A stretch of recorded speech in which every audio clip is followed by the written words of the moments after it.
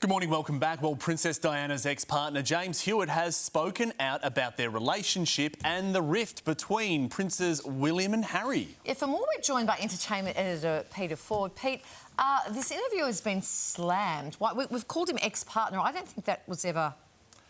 Like, it was never her partner. It wasn't Not official. partner, no. Yeah. It was an affair. And, of course, let's cut to the chase. In tabloid belief, he's the father of Prince Harry. Now, in fact, that's very hard to stand up as a story because the dates don't match up. When they did have an affair, and there's no secret they did, and when Harry was born, the maths doesn't work out. But nonetheless, he's become a subject of a lot of tabloid interest. So he appeared on Good Morning Britain overnight, our time. Now, let's be really clear. He wasn't there to talk about his views on the late Princess Diana or on William and Harry. But, of course, if you're there on a show like that, they're going to ask you. You know, you're famous for that reason, even though he was there because Pete, he's involved. Sorry, have you knocked off your microphone?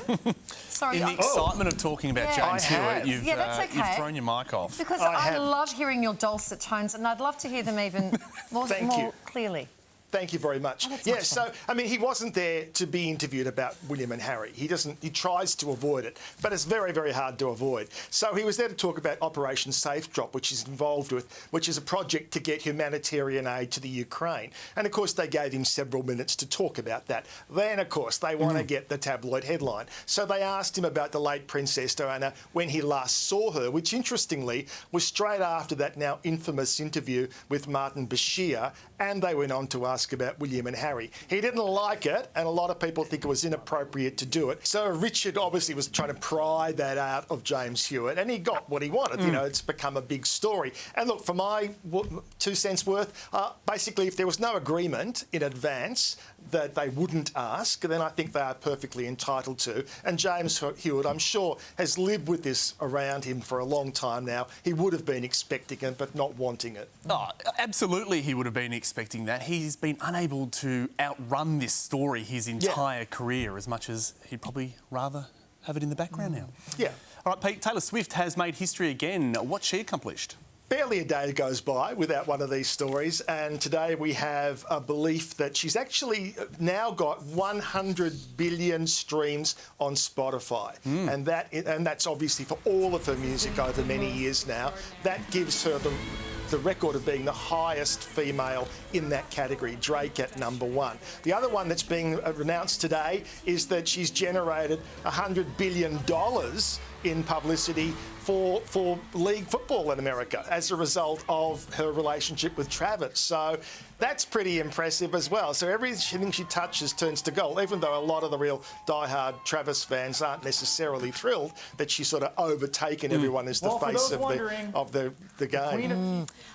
Australia's 2025 Eurovision hopeful has been named.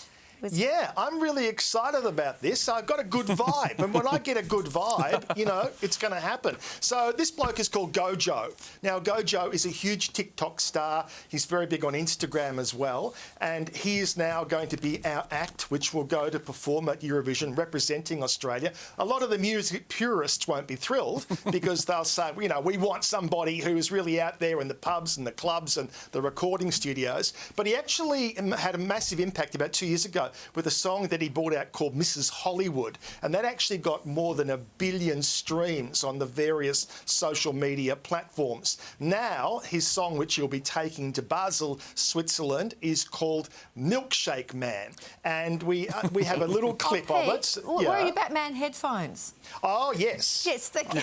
I've got these. And I've actually organised with Tamu to get you both a set, so you'll be able to join me. So this is what we will be taking to the world. I'm getting a little bit of Benson Boone vibes from this man. Okay. You know, you up with him? Yeah, 100% up with Benson. I thought you were. Beautiful things, yes. Yeah. Okay. This is Milkshake Man. Yes, so Benson Boone and vibes. And what's just dropped, he's from Western Australia, a place called Manjinup.